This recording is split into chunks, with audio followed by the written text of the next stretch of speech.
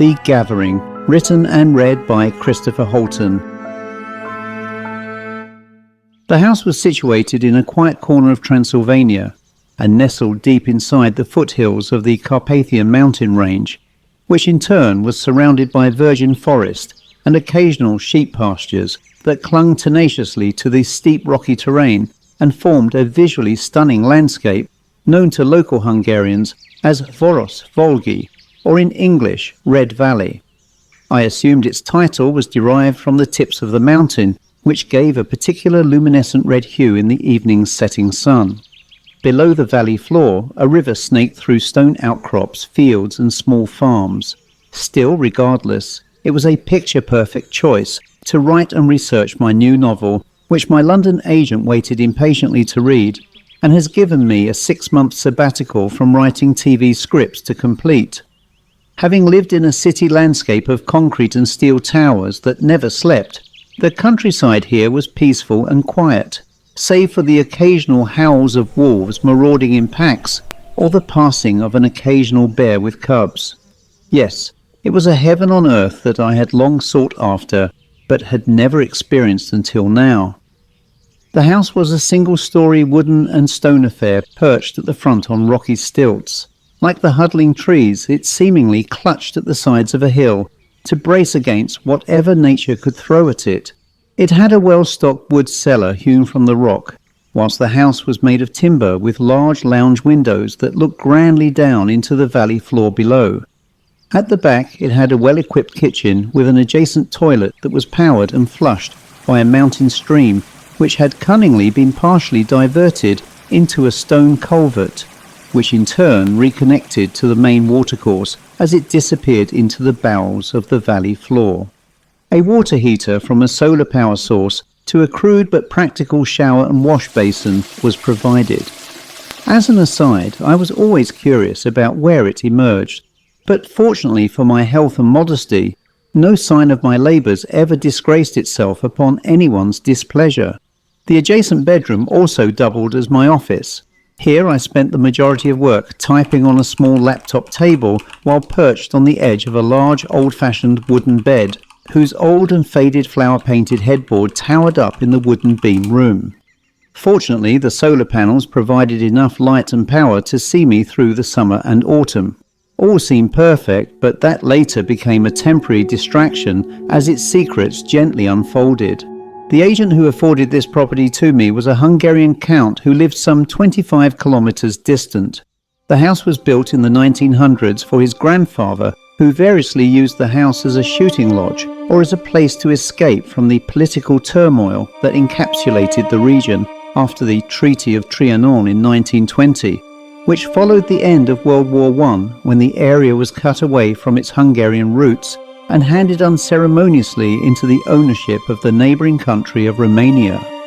I was told the treaty created a sad disaffection for the locals, whose ancestors had lived there for over 400 years. However, today old animosities have since passed, with the Romanians and Hungarians sharing this vast wilderness. I first met the Count last year when I stayed at a guest house on his estate.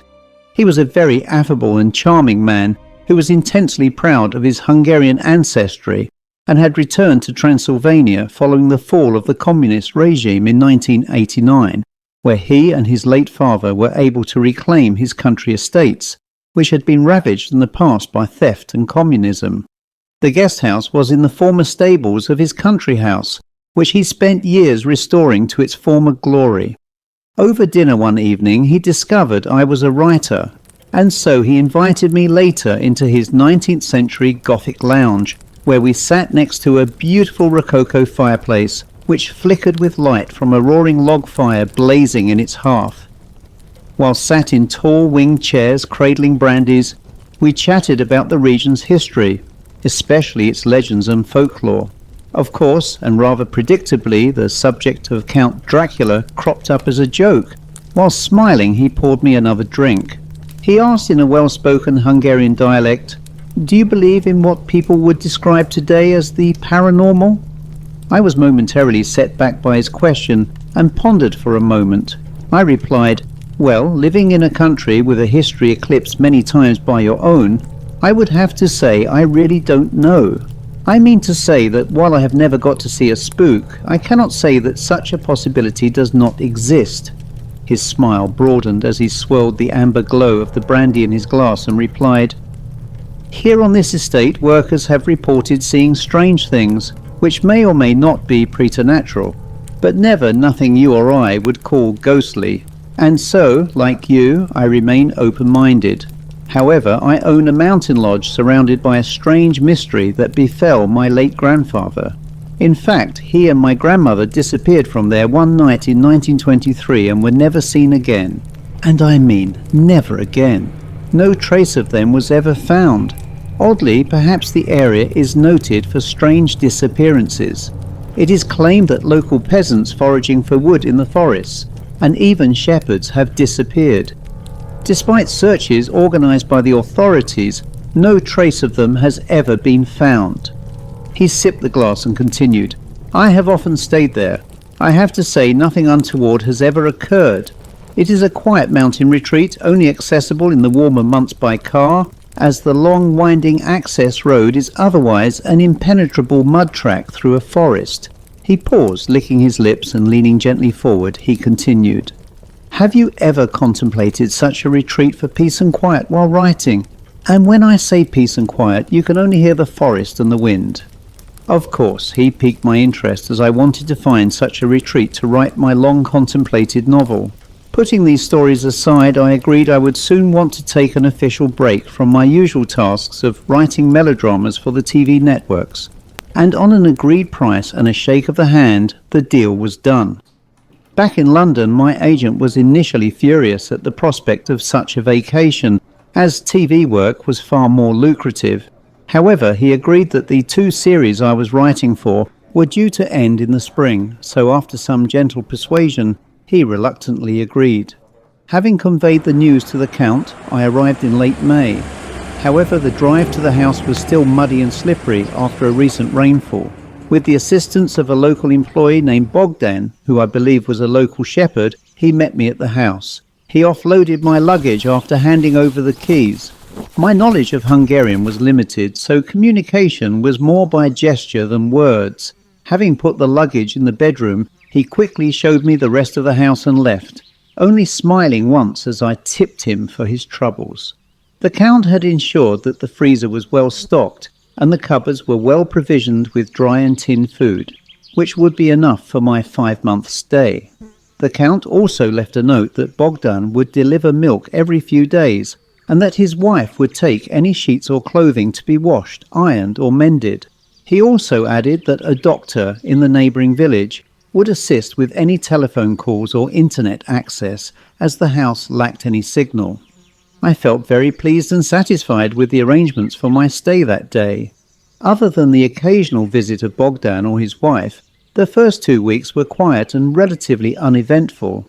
It was a real plus, allowing me time to think and write, but with older properties such as this, there were, shall we say, some minor distractions, such as a brown bear rummaging through my garbage, and, of course, creaking noises, especially on windy days, as the house took the full brunt of a sudden gust of wind, which precedes rainstorms in these parts. But other than that, there is nothing really to write home about.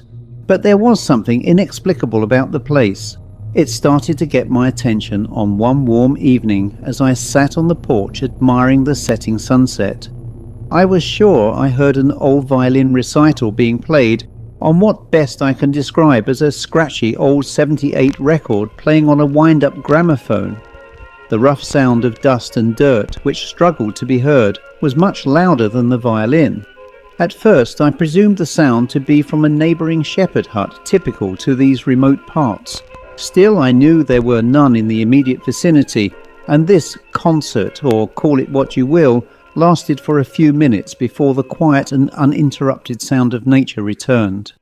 As darkness fell, I retired to bed and thought no more about it. The following few days and nights were quiet from interruption, although the scratchy violin lingered quietly in my thoughts. Deep down, I knew that I must have imagined it, as solitude can often play games with the mind. About a month in, I was still busy writing from my impromptu office in the bedroom when, on a warm sunny day, The light flickered in from below the tree line, in tune with the gentle sway of a breeze rifling through the trees. But for a brief moment I was sure I saw the silhouette of a tall woman flit past from the corner of my eye across the doorway from the bedroom to the front lounge. It was all so much in an instant, and I naturally assumed that these swaying trees had played tricks with my imagination. But if this was true, I pondered, it would happen again. But it didn't. That, I thought, was puzzling, but I also realized it could be my mind playing tricks. Regardless, it did give me a jolt to my senses. Later that evening, and as the sun lowered its fiery mantle across the mountain tops, I was again out on the porch reading my word processor notes from my laptop, when I again heard on a gentle breeze more music from what sounded to be an old record. This time it was a choral concert with the voices singing a repeated line that I could not comprehend. And so it continued for a few minutes before the open porch door suddenly slammed shut and the music stopped. A jolt to my senses caused the laptop to fall, but fortunately it wasn't damaged. I assumed the door slamming was caused by a breeze, but what? It was a very still evening. I thought the locals were playing games, but why would they? It was almost dark, and I never saw any lights that would indicate human activity in the failing light. So I decided to visit the local doctor recommended by the Count to seek advice. After all, if this was human intervention by pranksters, he would surely know who was responsible.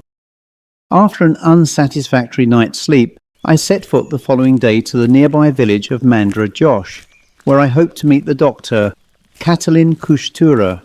After an arduous journey up and across a hill, which led to a track merging with a woodland path, I eventually arrived at the village, which was little more than a few single-story whitewashed houses, a school, a shop and a minor surgery, which were all strung out together like a row of broken teeth and standing across from the edge of a narrow road, which in turn stood precariously on a steep-sided hill which looked down into the valley below.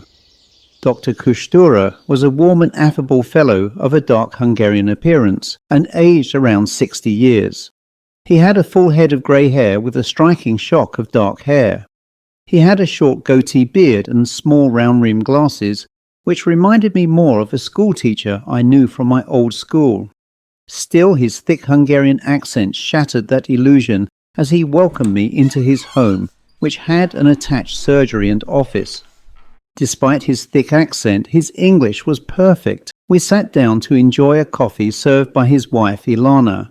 "The Count," he intoned, "informed me that you are a writer looking for some solitude, and the remoteness of the lodge must be perfect for your endeavours. Are you writing fiction or perhaps a reference work?" he quizzically inquired.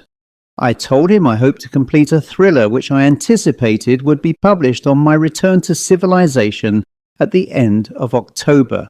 Naturally, I told him about my usual work writing TV scripts and shared my day-to-day life in the city. As he listened, he took small but frequent sips of coffee and looked genuinely fascinated. Ultimately, I turned to him and said, "What brings an educated man such as yourself to such a remote village in the middle of nowhere?" His face lit up a big smile as he put down his coffee cup, slid backwards into his oversized, comfy office swivel chair, and became rather animated with his hands as he spoke. "You would never believe this, but I was formerly a senior house surgeon at one of Bucharest's largest private hospitals. I wanted to escape the rat race and took this position when it became vacant a few years ago. And I anticipated you would ask, why here? But the explanation is simple. I was born and raised in the district until I was 16, when my family moved to the big city, needing work and better pay. You see, these areas only provide a little employment and no other opportunities other than hill farming, and the income is so little that many who are left live in somewhat reduced circumstances. Sadly," he continued in a slightly solemn voice, "many others have moved away because of it, and few actually return.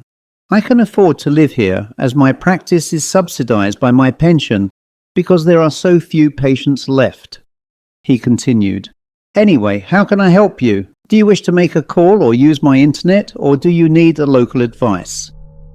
I explained to him the odd happenings at the lodge. I wondered whether the locals, as few as they would be playing jokes on me as a visiting foreigner. He closed his hands together in a prayer-like clasp, and tapping his fingers, a look of anxiety spread on his face. He leaned forward. "The Count told you about the disappearances, I believe." "Yes, he did, but how are these stories relevant to my situation?" "Well, it is not the content of what you have experienced, but the legend itself.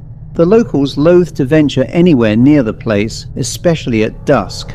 Sure, the musical sounds are odd, but I have read of non-radio appliances being able to pick up radio frequencies, and maybe that is what you heard." I dismissed that as unlikely, as nothing was switched on, except a small laptop that wasn't playing music, but the other odd instances could be coincidental or a hyperactive imagination. As a native, I pressed him concerning the Count's grandparents' disappearance and others. He replied rather smugly, "I studied the disappearances through newspaper archives whilst as a medical student, and they were last seen together entering the lodge during a late afternoon in September 1923 by a local hunter, but were found to be missing the following day when a servant called to collect them to return back to their estate. The lodge was completely empty and undisturbed. Even their belongings remained as they left them, and no food appeared to have been consumed on the premises. Despite a police bloodhound search of the area and other locally raised search parties, no trace of them was ever seen again. It was a great mystery.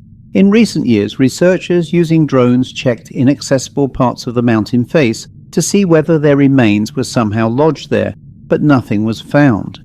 He then spoke briefly regarding other alleged disappearances, and although he had heard such tales, he could not elaborate further. Anyway, I thanked him for his company and left. Shortly afterwards, I returned home after briefly visiting the only shop in the village to pick up a bottle of Romanian brandy to enjoy that evening following the completion of half of my intended manuscript. It was now mid-July in the Carpathians. Despite the brief appearances of Bogdan and his wife and the occasional trips into the village to see Catalin, make calls and send emails, I remained on my own and devoid of human company. But the odd and inexplicable events were still happening. For example, sometimes while in the bathroom, I heard shuffling outside the door. Nothing loud, but the barest sound of someone moving around in the corridor. Of course, on opening the door, the sound ceased. But sometimes I thought I saw moving shadows too. I dismissed this as a tiny animal that may have entered the house. Still, no doors or windows remained open, and the coincidences, as such, were starting to rack my brain. Despite these odd events, I continued with my book, progressing gradually towards completion. One late afternoon, whilst proofreading in the lounge, I heard pretty clearly from outside a woman's voice. Obviously not understanding Hungarian or Romanian, I ventured outside to see whether I had an uninvited visitor calling. Of course, the voice had stopped when I opened the door, but walking away into the forest from the woodland path at the rear of the house was a middle-aged woman wearing a white and red striped dress with a red bodice and headscarf. Her hair was black and tied back, and her complexion was swarthy. She appeared to be carrying yellow chanterelle mushrooms in a reed-woven basket. Of course, I had never seen anyone dressed like this. I recalled Catalin's words on the poorer lifestyle endured in these parts. I assumed it was someone merely wearing a hand-me-down. And there my thoughts on the subject ended. I called her, but she ignored or perhaps didn't hear me. I chased after her to see whether she would sell me some of these woodland-gathered mushrooms, which I have to say I have only eaten in the swankiest of restaurants. But the closer I got to her, the further she seemed ahead of me. Eventually, after following a difficult winding path up a hill, I saw her standing in the forest by an old ruined stone house hidden darkly by trees. She smiled briefly at me and walked inside the ruin obscured by the stone remnants. I arrived no more than a minute later by scurrying off the primary trackway and into the forest. But when I got there, she had gone. Moss and lichen were covering the ground, but nothing remained disturbed.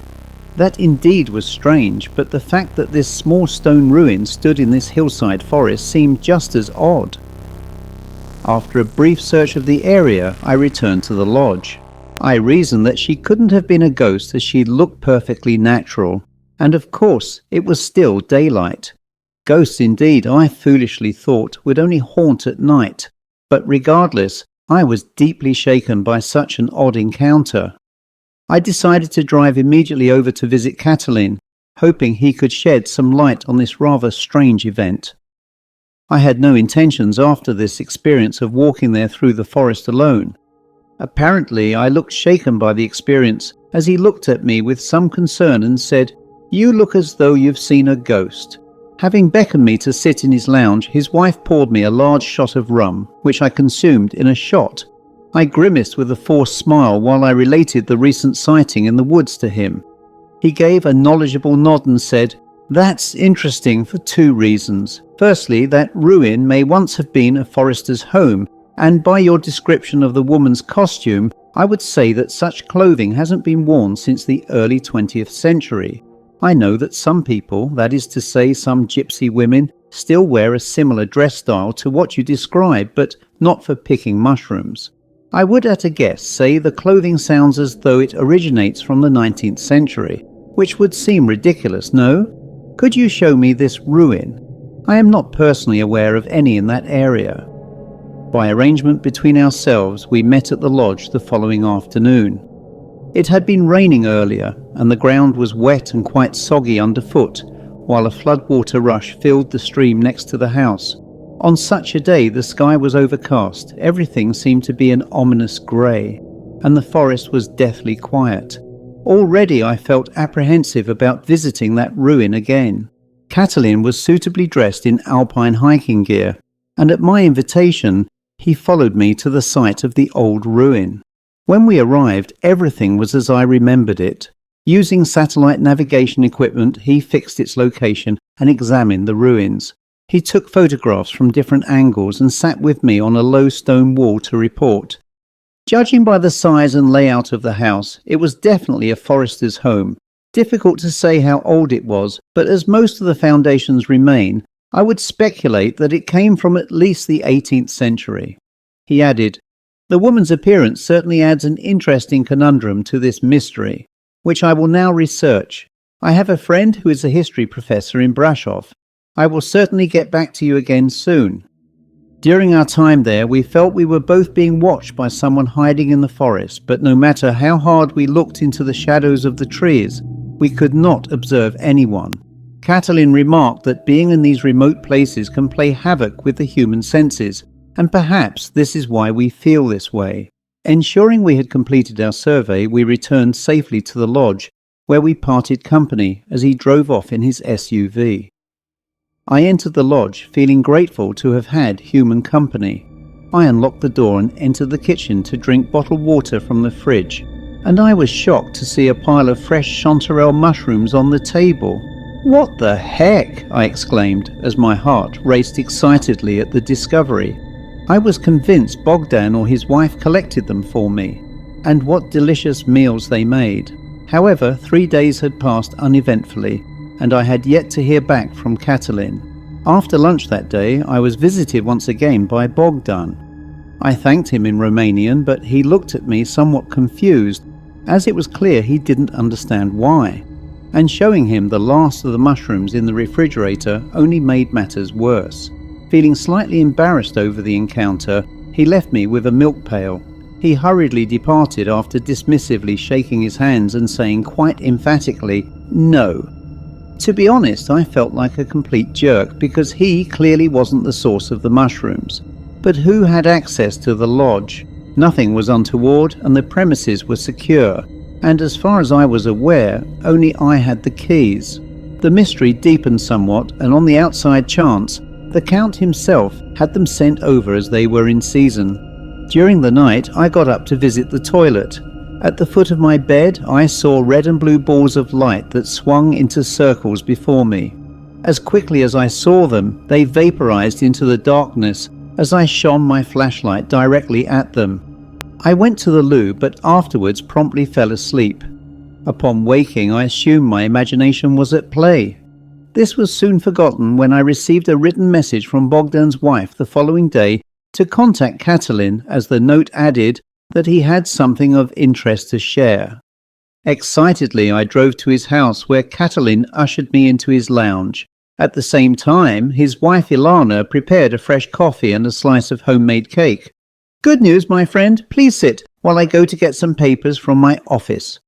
He returned a short while later with a folder of paper from which he thumbed through the pages before extracting some typewritten notes and what appeared to be a computer-printed image of a cottage. "Hey, let me explain, but please look at the picture and tell me what you think." After passing it to me, I saw the original was a crudely painted watercolour dated 1861. Standing in front was an elderly man and a younger woman. Although the detail was somewhat wanting, the woman wore the same patterned dress I had seen in the forest. However, as seen in the woods, the stone house was not recognisable because it was a ruin, but the proportions and layout were similar. "The woman," I exclaimed. "I am sure that is the one I saw with the dress." He smiled. "I love mysteries, and regardless of the dress, the couple you can see here disappeared following a fire at that house in 1873. And like the Count's grandparents, none of them was ever seen again. It was as though they never existed." Well, let me share my mystery.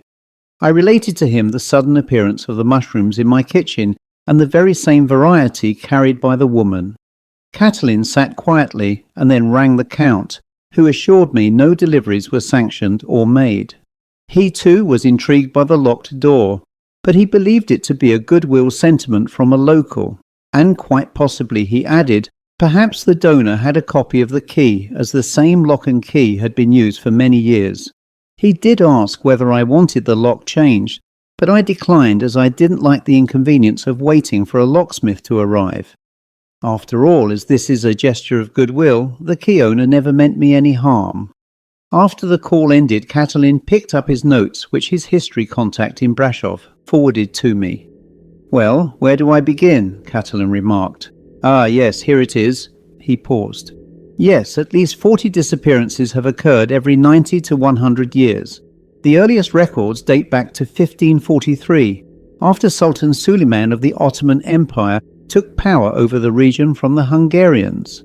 Apparently, some of his soldiers entered the district and sacked the local church, after which they murdered the local priest. Gold and a silver chalice and plate used in Christian sacraments were missing, and under torture the priest claimed he had hidden them in a nearby cave. The soldiers searched for this valuable booty but were never seen again, and the cave itself later disappeared in an earthquake. The villagers believed it was God's retribution destroying the heathen invaders, but to this very day nobody has rediscovered the cave entrance, which by now could be covered by rubble and shielded by tree growth. I sat quietly transfixed by these notes from which Catalin read verbatim. "Oh," he continued, "the cave was huge with many chambers. It is rumoured that the early Dacian people used the complex for worshipping the dead and, I dare say, sacrifice. But that, of course, is pure conjecture. I think," I interjected, "surely such a giant complex cannot simply disappear from history or maps of the period." "Well, there are lost villages littered across Romania as a whole. Some recent discoveries were unmapped, and the reason was simply to hide them from their enemies. The Ottomans and the Mongols spring to mind on that notion, and earlier perhaps with the Dacians from their enemies of Rome. Even after World War II, there were some religious sanctuaries which survived hidden from the gaze of the Russians and communists," he continued. "This region still has many secrets hidden from the modern world. And lastly, let's not forget prehistoric cults whose meeting places were only known by a select few. Romania, as a country of which we are now a part, is truly the last medieval landscape in Europe. Some areas remain forgotten by man because of their rugged terrain." The desire to complete my book seemed less relevant in the light of these discoveries, and the intrigue these events generated was a compulsion and desire to learn more, and to rediscover this almost mythical lost cave. I, of course, thanked Catalin and returned to the lodge to consider my next move. That night I found myself sleepwalking through the forest. In the distance I saw a procession of lights threading down the hill and disappearing into nothingness ahead of me. It was a bright moonlit night, and the light from the moon guided me towards this point. I could also see a hole in the rocky ground, which had cut within a series of stone steps leading downwards into a torchlit corridor. Fearfully, perhaps, I looked for other people but could not see anyone or any activity. It was strangely, deathly quiet, and I quivered with a fearful apprehension. I could not understand why I would have first walked in my sleep, which I had never done before. And, of course, why am I here? I wanted to return and find my way home, but my curiosity was an even stronger desire to learn more. Could this discovery reveal why so many have disappeared? Summoning enough courage, I ventured further into the corridor, and as I walked down this damp and slippery shaft, I could faintly hear voices which grew more robust and more evident the further I walked. The growing terror I felt was untenable. I then passed out. I remember waking up in my bed with a terrible headache. I realized it was a dreadful dream, so I breathed a huge sigh of relief waking up from this nightmare. But the one detail that was locked into my memory was the location of where I was in that forest. I remembered distinctly seeing a large spruce tree which appeared to have been struck by lightning. It stood resolute as a blackened spear with burnt debris from its branches lying on the ground. I remembered seeing it once during a stroll in the forest, but where I saw it baffled me. This dream may indicate the lost cavern, or it may have more to do with a writer's hyperactive imagination, aided by the historical tales shared by Catalin. I decided firstly to attempt an aerial search by drone, as the forested hill area was quite substantial and filled with almost impenetrable trees. Having 4 20-minute flight time batteries, I carefully scoured the hillside with the drone for nearly an hour without success. By now, the light was failing due to a growing storm cloud slowly heading in my direction. As often in these districts, it was accompanied by a strong wind, causing the drone to issue a flight instability warning. However, I managed to get the drone back safely to the launch pad on the lodge's veranda. Despite reviewing the footage recorded on the drone's SD video card, I still could not see that tree anywhere. Still, I did correlate precisely where I saw the torchlit procession through the trees. If anywhere was a reference point, that would be it. The drone footage showed a winding trail that started above the base of the Bear Mountain outcrop. For anyone unfamiliar with this terrain, it resembled more of a goat trail. But I digress. 3 days elapsed as I decided to continue with my book. Yet this chain of events always occupied my mind because I thought it would make a good copy for any future yarn. As the day was warm and sunny, I decided to sit outside on the veranda in the shade, which I found more invigorating than being stuck inside a stuffy bedroom. About an hour passed when an eccentric-looking elderly gentleman dressed in old-fashioned +4s, a Norfolk jacket and a trilby hat approached me from the woodland path. He was round-faced, clean-shaven, and with a warm, accommodating smile. In an English accent, he doffed his hat and said, "Good day, sir. I understand you are from Old Blighty." I was set back when I heard an English voice. I immediately stood up and put down my laptop to walk over and shake his hand. I am surprised to meet a fellow countryman in this forlorn place in the middle of nowhere. He chuckled, and at my invitation he joined me, sat on the veranda and stared into the abyss of the valley below. And he said, "Jolly nice view here, eh, what?" I remarked that it was, and he continued, "My name is Sir Roger Bryson, but please call me Bry. I'm an English resident of this district. In fact, I live in the valley below, in that large Swiss-style lodge you can see, which sits just on the bend of the main access road into the valley itself." As he spoke, he leaned forward, pointing to a dwelling that set itself out from other properties by its large size. I asked, "How did you know about me stuck way up here, Bry?"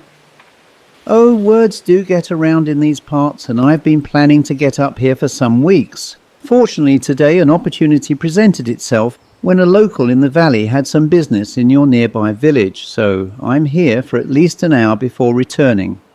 In the heat, he removed his hat and wiped his bald, reddened head with a handkerchief from his top pocket. I offered a cooling drink, but he declined and continued. "I rather like being up here. It is still much cooler than the valley and much more quieter. Do you live here full-time, Bry? Only until November, when I return back again to Blighty. I've been coming here for years, and it's my only true wilderness. I explained my presence here and that I was writing a book for release later in the year. Playing with the brim of his hat, he remarked, "Many years back I stayed here in the lodge. I was much younger and enjoyed the walks through the hill forests. It was certainly a different time, I can say, and the people were impoverished but somehow happy despite their disposition. I'm sure you heard about the disappearances here. They seem to be legends. Take the Count and his wife, for instance. He had a very talented violinist as a daughter. After her loss in a horse-tram accident in 1920, he would spend long evenings listening to recordings she made as a debut musician, playing for a symphony orchestra in Budapest. One was a violin solo, the other a violin introduction for a choral piece. He would sit here for hours and hours playing the records on an old 78 wind-up gramophone, so often played it was said that the recordings were worn away until they were barely audible. He was, as you may realize, beside himself with grief, and no doubt that went with him to his grave when he and his wife finally disappeared from the world in 1923. Deeply shocked upon hearing that, it prompted me to ask, did you experience anything odd when you stayed here? I mean to say, things that happened which defied explanation? He looked at me fearfully and asked, "Did you see the woman in the woods?" Well, yes, I certainly did. I have seen her twice in the past. I was told that she was brutally murdered nearby. Her body, I was told, had been torn into small pieces. They suspected it was a bear because of its teeth and claw marks. Yet there was no trace of blood. She had been bled dry. It was believed to have happened while she was picking wild mushrooms. You can never be too sure in these woods. It is a strange place, I would have to say. But odder still, her body disappeared one night from her freshly dug grave. Again, it looked like the work of an animal. It was never seen again. I shuddered at this horrifying tale and replied, "Yes, I saw her, and later found chanterelle mushrooms on the kitchen table." He stiffly rose to his feet, thanked me for my time and said, "Better get going, old boy. My lift back will be waiting for me." With impatience I implored him to tell me more. He shuffled his feet a little and looked down at his stockinged feet before turning his head to me and saying rather solemnly, "She for me was the precursor of death.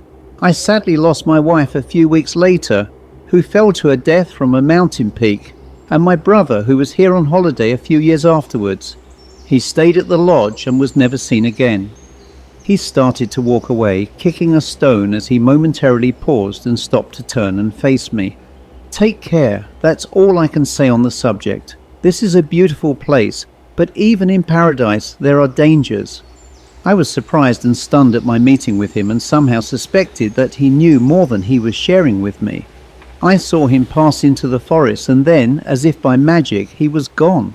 Despite his words of warning, I was somehow gratified to know that the music I heard was not my imagination. Rather than end my stay here, I decided to remain, because all I experienced and learned would make solid reading in my future anticipated writings. I later shared Bry's information with Catalin. He was deeply fascinated but appeared very surprised and a little concerned. "To my knowledge, you are the only Englishman in the district. I am sometimes called to deputise for the doctor who serves the valley folk. If Sir Roger Bryson lived there, I would have known of him. You see, any foreigners in this district are well known to all, but who knows? He may remain a recluse, although such a notion is doubtful." By now, I was as confused as Catalin, and decided for once to drive down to the valley, a prospect I wasn't looking forward to. The roads going down were narrow and often at the edge of the cliffs. Add blind bends and frequent rockfalls. It was not something I particularly favoured, but Catalin elected to accompany me as he too was looking forward to meeting this mysterious, eccentric Englishman. After an hour of driving along the mountain pass roads, we eventually arrived at the valley floor, a flat, green and fertile area alongside a small unspoilt river. As is common in these parts, the animal grazing pastures here were unfenced, and avoiding the odd untethered cows stepping out onto the road was challenging. but the views from the road into the hills and mountain range were staggering. After some minutes and passing many small holdings, we eventually came to the house identified by Bry. A large sign identified the building as the Casa in Vale Hotel. Indeed, I thought, I must have made some mistake, but clearly I recalled where Bry pointed and assumed, not unnaturally, that he was running a summer hotel from here. Having parked inside the gravel-filled parking area, we wandered into the foyer.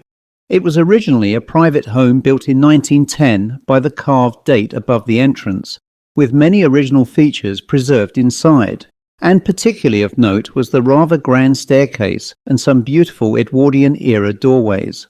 I commented to Catalin that the interior reminded me of home, and a young, well-educated, English-speaking female staff member answered, "Well, yes, it was. It was built for a British businessman who had this as a summer residence."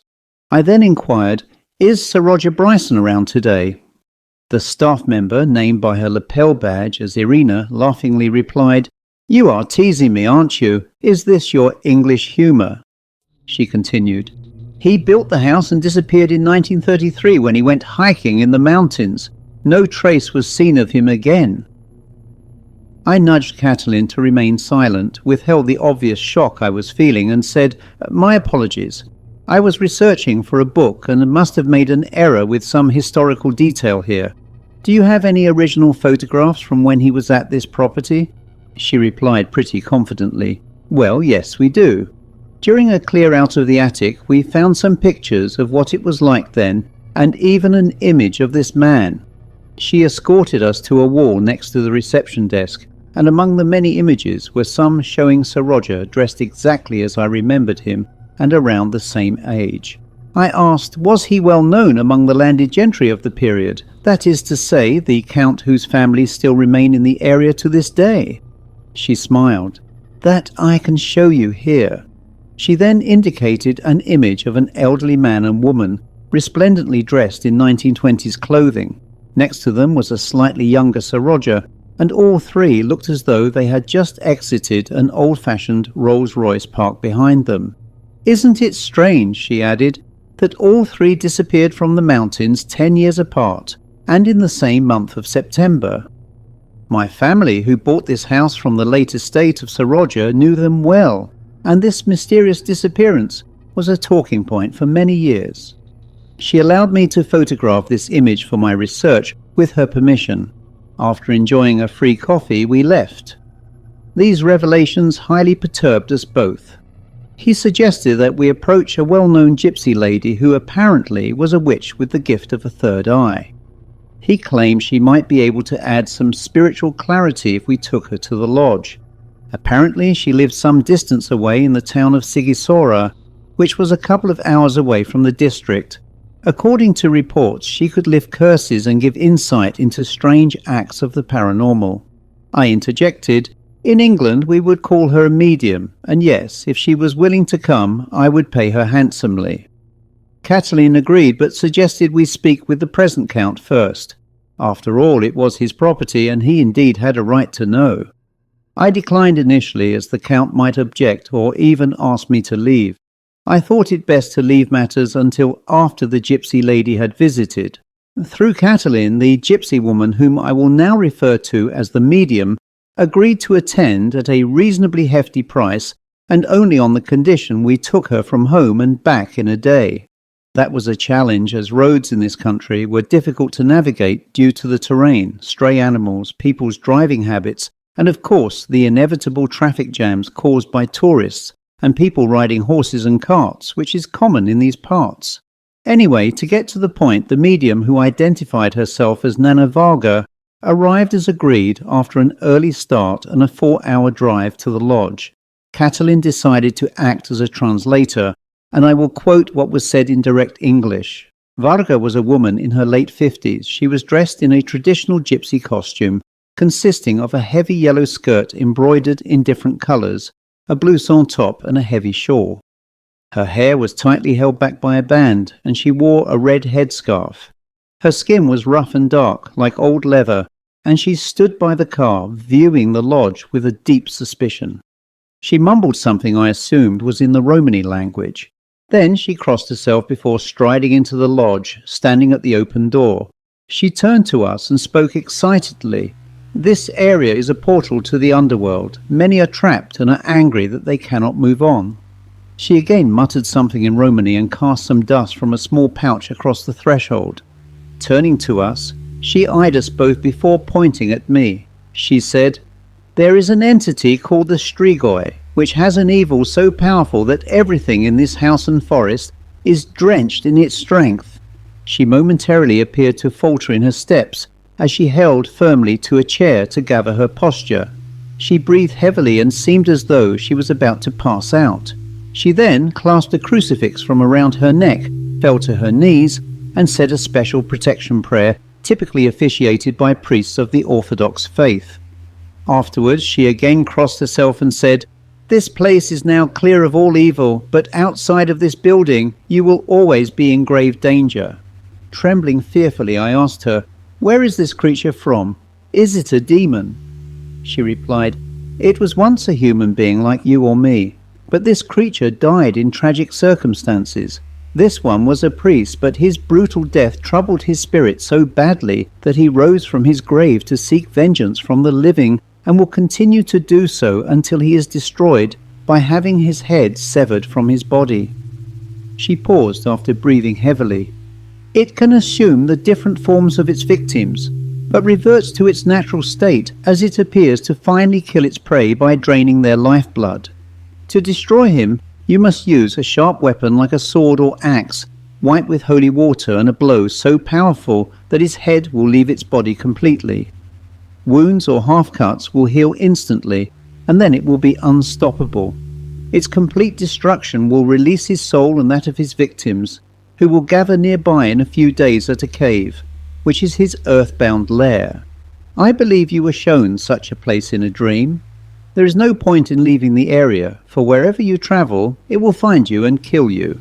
You must find and confront it first." "How will I recognize this creature? Would it look like a wolf or a bear?"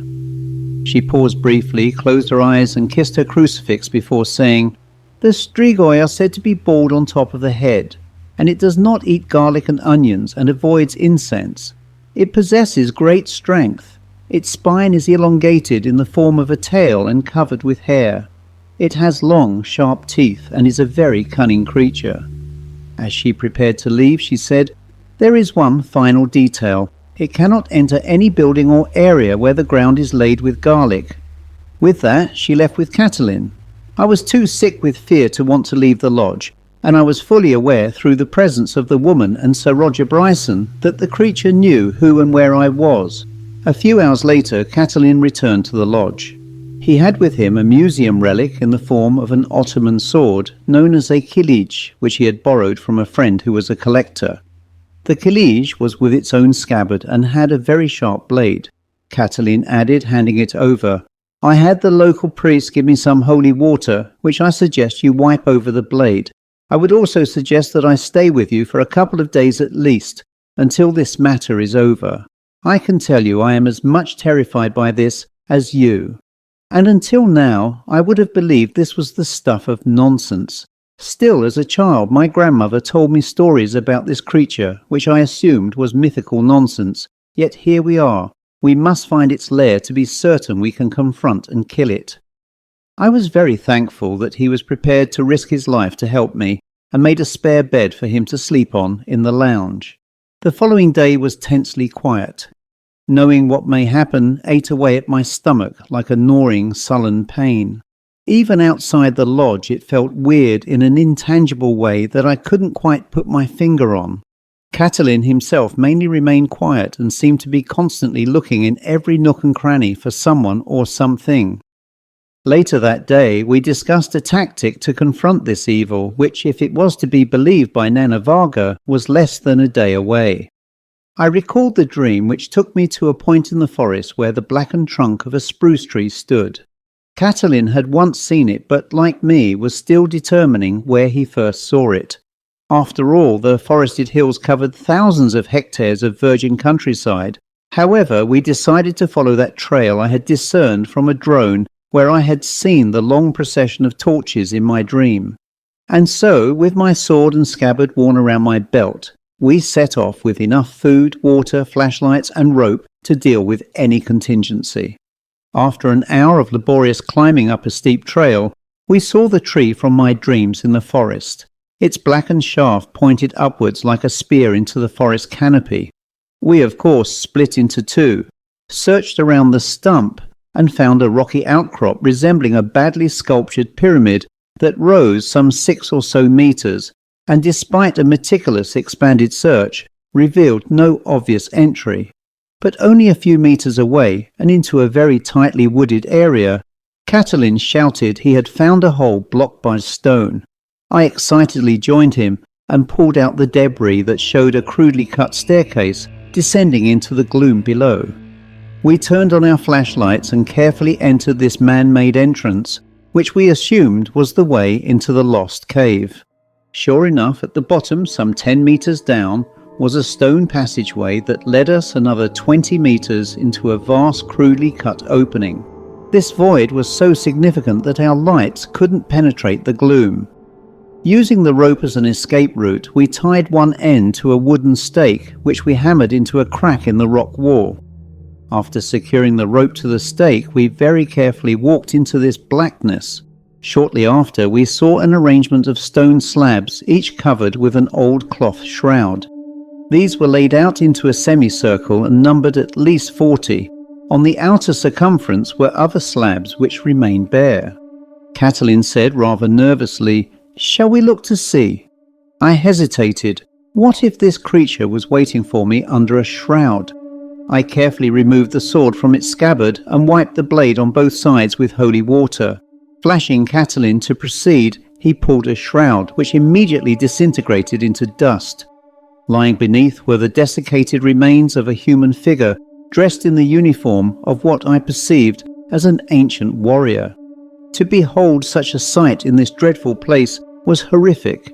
It reminded me of the catacombs of a St. Michan's church in Dublin, where the author Bram Stoker conceived the idea of Dracula. And yet here we were in Transylvania, looking at something so very similar, it made me recoil in horror. We removed, or instead, in some cases, disintegrated several shrouds with varying stages of decomposition. The older they appeared to be, the more decomposed they were. As we moved towards the outer circle, we found that more contemporary remains were better preserved, including Sir Roger Bryson, the missing Count, and his wife. But what of the Strigoi creature? In the gloom of our lights, we saw lying on a plinth set back from within the inner circle a solitary shrouded figure which appeared to be on a higher platform. We both felt apprehensively that this must be the creature surrounded by his victims. We carefully crept forward, and with the sword in my hand, we pulled the shroud, which, unlike the nearby corpses, was still in solid form. And here was the most tremendous shock. It was the perfectly formed body of Catalin himself. I leapt back, and in absolute shock I froze to the spot. My brain simply did not know how to react to this discovery. I wondered if this was the creature pretending to be Catalin, or if it was Catalin's corpse. I made an immediate judgment call based purely on my own self-survival instinct. Before the standing Catalin could react, I immediately lopped his head from his body with one fell blow. The now headless body stood and spurted blood from the aorta artery over the other body on the plinth before it slumped to the floor. The lying platform figure changed immediately from the form of Catalin into a hunched, bald, grey, malevolent being with a grimacing smile that displayed long, sharp incisors accompanied by the smell of rotting flesh. It snarled and howled, but fortunately for me, my killing of Catalin provided a greater thirst for blood. It leapt up on two powerful hind legs, and its waving claws were so long they looked like sharpened spears. It then dived onto Catalin's corpse, sucking and gorging on his neck stump. Its ugly head was tapered at the back with a streak of grey matted hair running down its back and onto a long pointed tail that seemingly wagged with excitement. The sight of its pointed ears flapping slightly as it feasted spread a sickening revulsion throughout my body. I knew within minutes how my life was due to end, especially as its other victims' corpses began to stir from beneath their shrouds as they stumbled to their rotten and bony feet.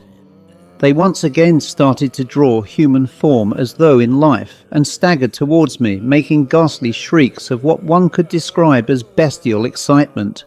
I reached into my backpack and pulled out a heavy hand axe whose pre-white blade I had sharpened earlier in case the sword wasn't powerful enough to remove its head. While it feasted on Catalin, I kicked it hard and it roared with anger and raised its snarling, blood-dripping head to strike out at me. But I quickly swung the axe as hard as I could. It cleanly cut through its neck before the creature suddenly burst into flames. The voices of its victims screamed and echoed with joy as many lights rose from their bodies and dissipated into darkness. This fire consumed the entire cavern, which caused rocks to fall from the roof, and in the process, I felt the ground shake so violently that I grabbed for dear life the guide rope which led me safely to the entrance. But as I struggled along the final section to reach the surface, the opening collapsed on itself, and I was momentarily trapped by loose rocks as I felt I was being sucked back into the cavern. I was so near to escape, yet cruelly perhaps the Strigoi was having its final revenge, or so I thought. Suddenly a human hand grabbed my arm firmly and pulled me clear into the open. Standing there was a very concerned Catalin. Yes, the very man I thought I struck dead earlier in the cave. But then, as a final thought, was this actually Catalin, or was it really the Strigoi? The end.